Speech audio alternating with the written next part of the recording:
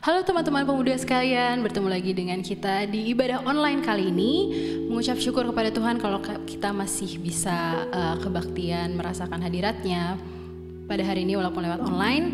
Tapi tetap percaya kepada Tuhan bahwa setiap apa yang terjadi dalam kehidupan kita, segalanya itu adalah tujuan dan rancangan dari Tuhan. Kita akan bersiap untuk memuji dan memuliakan nama Tuhan, menyerahkan seluruh kehidupan kita ke dalam tangannya, dan kiranya Tuhan yang akan bekerja atas kehidupan kami sekalian. Haleluya. Terima kasih Tuhan.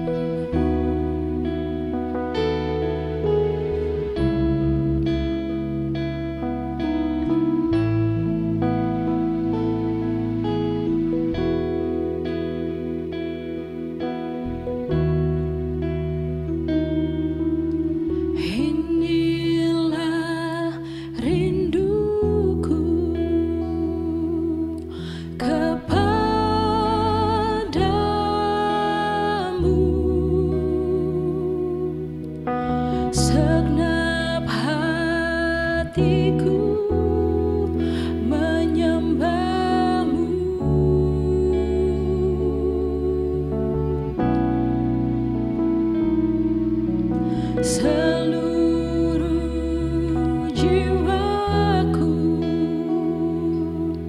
memuji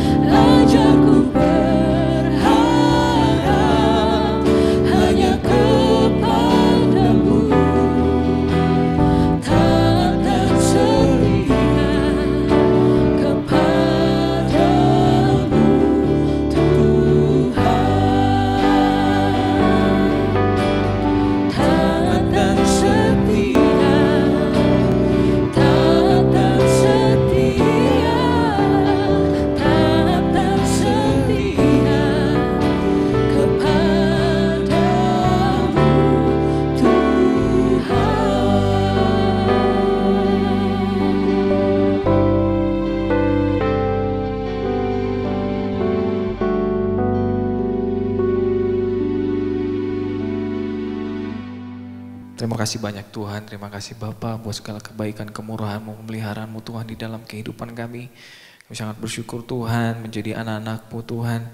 Kami bersyukur Bapa buat kasih setia yang selalu Kau berikan kepada kami ya Tuhan. Kami sudah memuji, memuliakan nama-Mu Tuhan, biarlah itu berkenan di hadapan-Mu Tuhan. Setiap pujian, setiap penyembahan yang kami naikkan Tuhan, biar berkenan di hadapan Tuhan.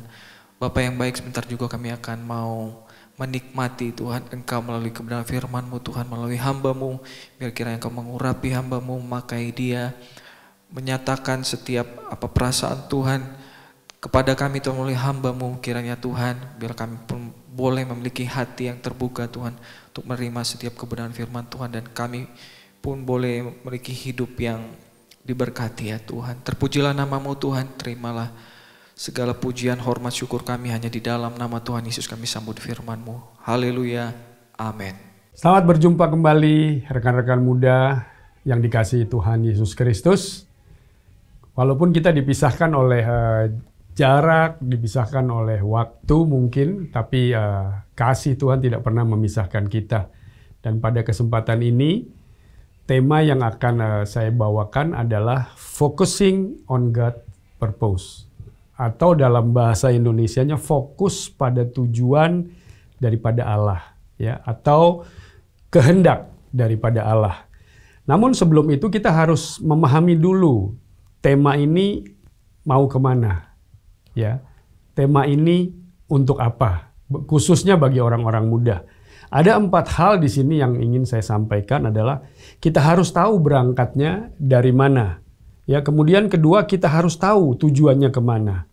Ketiga, bagaimana bersikap atau bertindak fokus itu sendiri.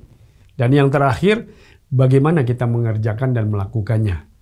Baik, pertama-tama harus tahu kita berangkat dari mana supaya fokus pada tujuan Allah kita bisa mengerti.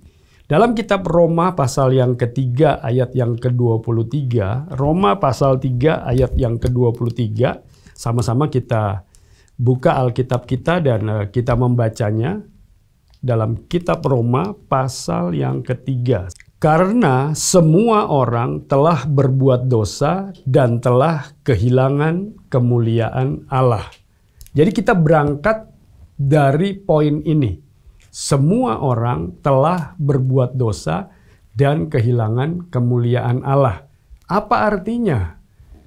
Artinya adalah tidak ada satu manusia pun yang hidup sampai saat ini di atas muka bumi yang tidak berdosa. Dimulainya dari mana? Nah, kita bisa melihat dalam kitab Kejadian pasal yang ketiga. Ya, kita semua sudah mengenal ceritanya, di mana manusia pertama Adam, kemudian istrinya Hawa jatuh dalam dosa. Ya, dan mereka diusir keluar dari Taman Eden. Kemudian hidup di atas muka bumi ini, beranak cucu bertambah banyak, sampai terjadilah manusia yang ada di seluruh muka bumi ini. Dan semua labelingnya berdosa.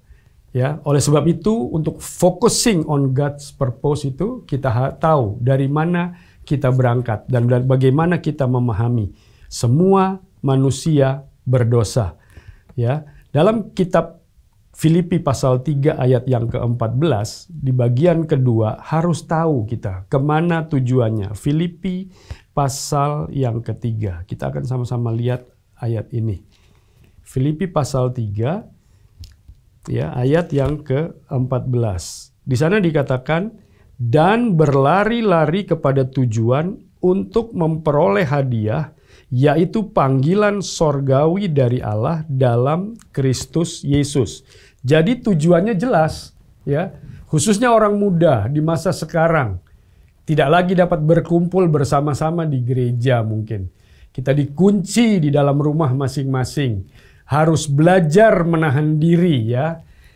Karena apa? Kalau kita tidak menahan diri, kita tidak bisa menguasai diri, di mana menguasai diri itu adalah salah satu daripada 9 buah roh. Dampaknya akan fatal, ya. Sudah kita lihat di mana-mana, ya, orang terdampak dengan sakit penyakit, orang terdampak dengan virus, akhirnya ada yang binasa dalam kematian. Nah, orang-orang muda memang agak sulit menahan diri karena jiwa muda itu adalah satu jiwa yang bergelora. Tetapi inilah pelajaran buat kita di tempat kita masing-masing, ya.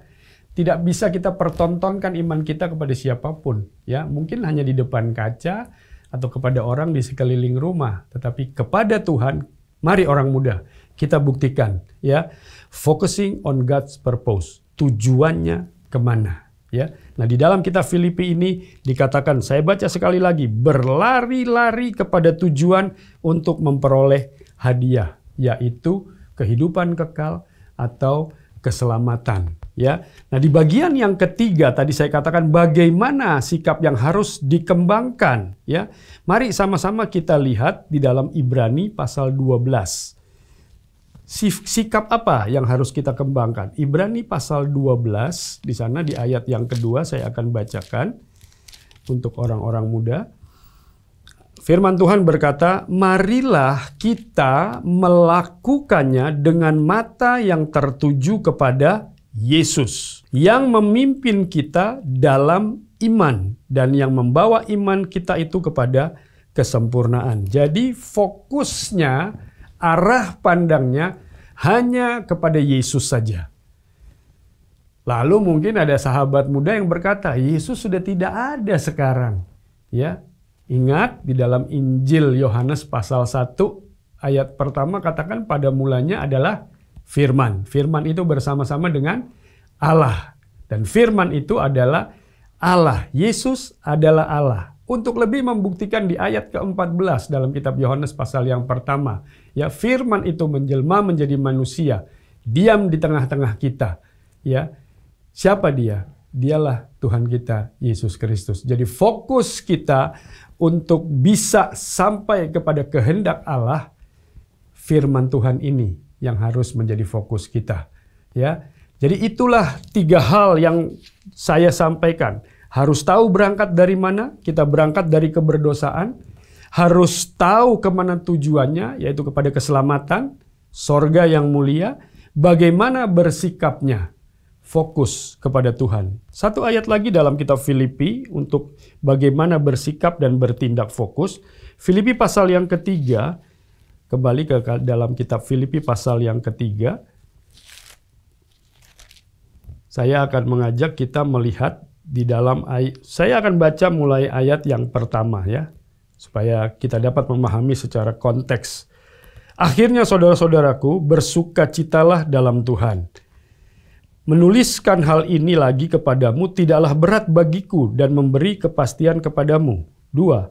Hati-hatilah terhadap anjing-anjing, hati-hatilah terhadap pekerja-pekerja yang jahat, hati-hatilah terhadap penyunat-penyunat yang palsu. Karena kitalah orang-orang bersunat yang beribadah oleh Roh Allah dan bermegah dalam Kristus Yesus dan tidak menaruh percaya pada hal-hal lahiriah. Sekalipun aku juga ada alasan untuk menaruh percaya pada hal-hal lahiriah. Paulus berkata seperti itu. Selanjutnya, jika ada orang lain menyangka dapat menaruh percaya pada hal-hal lahiriah, aku lebih lagi. Ini kata Paulus. Ayat yang kelima, disunat pada hari ke-8, dari bangsa Israel, dari suku Benyamin, orang Ibrani asli, tentang pendirian terhadap hukum Taurat, aku orang Farisi. Tentang kegiatan aku penganiaya jemaat, tentang kebenaran dalam mentaati hukum Taurat, aku tidak bercacat. 7. Tetapi apa yang dahulu merupakan keuntungan bagiku, sekarang kuanggap rugi karena Kristus. Jadi Paulus bertekad, apa yang dahulu merupakan kerugian, ya, yang dahulu dianggap keuntungan, sekarang dianggap rugi. Karena pembandingnya apa? Tuhan Yesus Kristus. Selanjutnya di sana dikatakan, malah segala sesuatu kuanggap rugi karena pengenalan akan Kristus Yesus Tuhanku lebih mulia daripada semuanya. Oleh karena dialah aku telah melepaskan semuanya itu dan menganggapnya sampah supaya aku memperoleh Kristus dan berada dalam dia bukan dengan kebenaranku sendiri karena mentaati hukum Taurat, melainkan dengan kebenaran karena kepercayaan kepada Kristus, yaitu kebenaran yang Allah anugerahkan berdasarkan kepercayaan. 10. Yang ku kehendaki ialah mengenal dia dan kuasa kebangkitannya dan persekutuan dalam penderitaannya, di mana aku menjadi serupa dengan dia dalam kematiannya, 11. Perhatikan baik-baik. Supaya aku akhirnya beroleh kebangkitan dari antara orang mati. Nah, tindakan yang harus kita lakukan dijelaskan di ayat berikutnya. Bukan seolah-olah aku telah memperoleh hal ini atau telah sempurna, melainkan aku mengejarnya kalau aku dapat juga menangkapnya, karena aku pun telah ditangkap oleh Kristus Yesus. Nasihat di ayat 13. Saudara-saudara, aku sendiri tidak menganggap bahwa aku telah menangkapnya.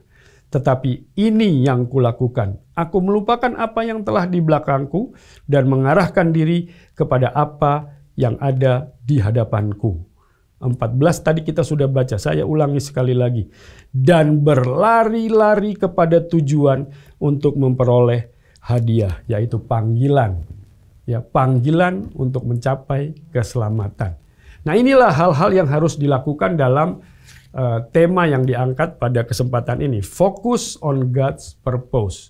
Kita paham kehendak Allah, yaitu ingin menyelamatkan umat manusia masuk di dalam kerajaannya, ya, bersama-sama dengan Dia ada di sorga, tetapi harus ada yang dilakukan, khususnya untuk orang-orang muda, ya. Nah, focusing itu bisa saya padankan dengan di Filipi pasal 3 di ayat yang ke-16. Dikatakan seperti ini, tetapi baiklah tingkat pengertian yang telah kita capai, kita lanjutkan menurut jalan yang telah kita tempuh. Jadi ada yang harus berkesinambungan, berjalan terus. Jangan pernah berhenti. Sudah belajar, belajar lagi. Sudah mengerti, lebih mengerti lagi. Sudah paham, lebih paham lagi. Sampai satu tingkat yang namanya sempurna. Arah pandang kita dalam perjalanan adalah Tuhan Yesus Kristus. Karena hanya Dia yang dapat memimpin iman kita sampai kepada kesempurnaan. Di akhir daripada renungan firman Tuhan ini, saya ingin memberi contoh. Teman-teman muda mengenal tokoh muda yang namanya Daniel. Dengan 3 orang temannya, Sadrak, Mesak, dan Abednego. Ya, ada di dalam kitab Daniel pasal yang pertama, saya akan ajak kita semua baca ya, dalam kitab Daniel pasal yang pertama ceritanya. Nah, Daniel, Sadrak, dan Mesak, dan Abednego ini berani dia melawan arus yang ada. Ya, saya baca mulai di ayat yang ke-6. Di antara mereka itu ada juga beberapa orang Yehuda, yakni Daniel, Hananya, Misael, dan Azaria. Pemimpin pegawai istana itu memberi nama lain kepada mereka. Daniel dinamainya Belsazar, Hananya dinamainya Sadrak, Misael dinamainya Mesak, dan Azaria dinamainya Abednego.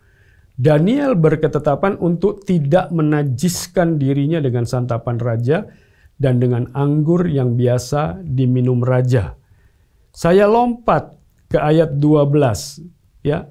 Adakanlah percobaan dengan hamba-hambamu ini selama 10 hari. Dan biarlah kami diberikan sayur untuk dimakan dan air untuk diminum. Itu saja yang diminta. Mereka tidak mau menajiskan diri dengan hal-hal yang sifatnya duniawi.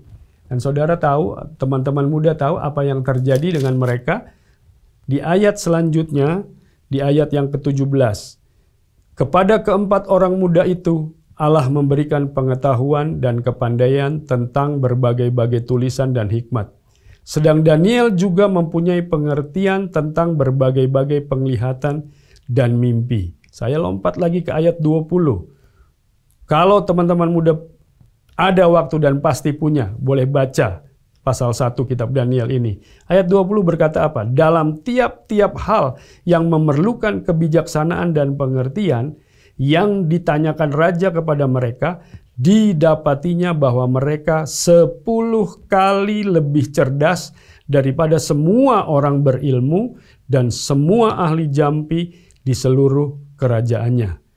Daniel ada di sana sampai tahun pertama pemerintahan Koresi. Ini membuktikan ya bahwa kalau kita berani hidup mengikuti firman Tuhan, berani hidup dengan apa yang sudah Tuhan tetapkan, ya 10 kali lebih katanya. Siapa yang mengiring Tuhan dengan setia kepada firman-Nya, dia akan menjadi orang yang lebih berhikmat daripada orang-orang yang disebutkan pintar, pandai, dan cerdas. Saya begitu yakin anak-anak muda, orang-orang muda yang ada di masa ini akan menjadi Daniel, Sadrak, Mesak, Abednego yang akan datang, yang dapat mempertahankan iman dengan satu kesungguhan bahwa Allah akan membela. Ya, mungkin saat-saat ini tidak mengenakan situasi dan kondisi, tetapi yakin kalau kita fokus kepada Tuhan, focusing on God's purpose, ya, fokus kepada kehendak Tuhan.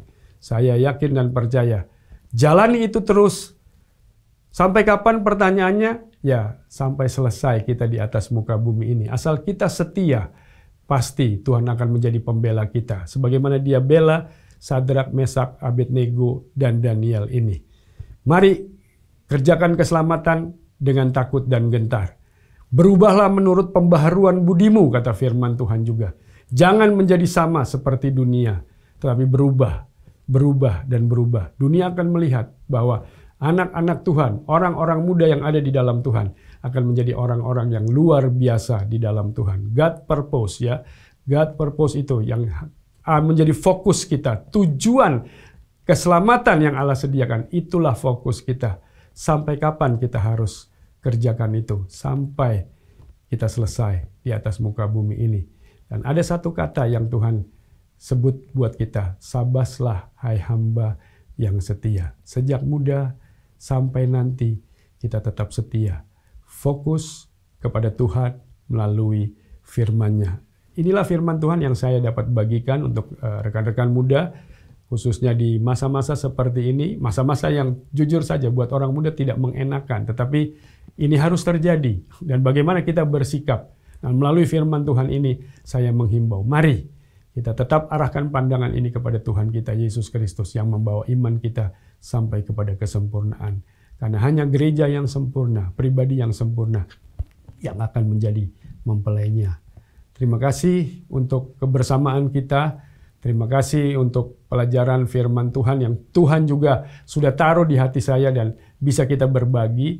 Ya, ke depan kita akan melihat satu perubahan dunia karena orang-orang muda seperti Daniel, Sadrak, Mesak, Abednego modern di gereja sekarang itu terjadi kembali. Tuhan Yesus memberkati anak-anak muda, orang-orang muda yang akan mengadakan perubahan, yang akan mengadakan kegerakan, yang akan mengadakan satu kebangunan yang luar biasa. Mungkin kalau peristiwa kemanusiaan ini berlalu, orang-orang muda lah yang akan tampil sebagai tokoh-tokoh yang luar biasa di dalam Tuhan Yesus Kristus. Mari kita tundukkan kepala dan kita akan berdoa bersama-sama. Bapa di dalam sorga, kami bersyukur dan berterima kasih. Pada kesempatan ini kami boleh berbagi akan firman-Mu.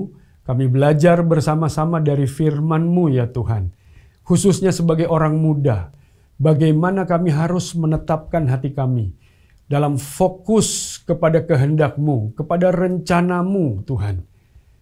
Kami harus memandang kepada Engkau saja. Jangan sampai arah pandang kami ini terganggu ke kiri dan ke kanan. Tetapi tetap kepada Tuhan Yesus Kristus yang dapat membawa iman kami sampai kepada kesempurnaan. Mungkin ada orang berkata, Yesus sudah ada di sorga. Oleh sebab itu kami fokus kepada firman Tuhan ini. Firman Tuhan ini adalah Engkau sendiri. Tolong orang-orang muda ya Tuhan di masa-masa bencana kemanusiaan ini, supaya mereka tetap setia kepada Engkau, tidak mengarahkan arah pandang mereka kepada hal-hal yang lain, tetapi kepada Engkau saja. Sehingga iman mereka terjaga dengan begitu baik. Dunia orang muda Tuhan, begitu mengundang mereka untuk membalikkan, untuk membelokkan arah pandang. Tapi kami percaya, bersama-sama dengan Roh Kudus penolong sejati, orang-orang muda ini akan tetap mengarahkan pandangannya sampai kepada akhir daripada kehidupan yang Tuhan percayakan kepada kami semua. Terima kasih, kami mengucap syukur. Engkau sudah ada bersama-sama dengan kami, Roh Kudus hadir bersama-sama dengan kami, menolong kami semua untuk dapat melakukan firman-Mu. Fokus on God purpose kami dapat lakukan sampai di akhir. Terima kasih Tuhan Yesus. Kami mengucap syukur. Kami sudah terima berkat ini dalam satu nama yang kudus dan berkuasa. Kami mohonkan doa ini dalam nama Tuhan Yesus Kristus. Haleluya. Amin.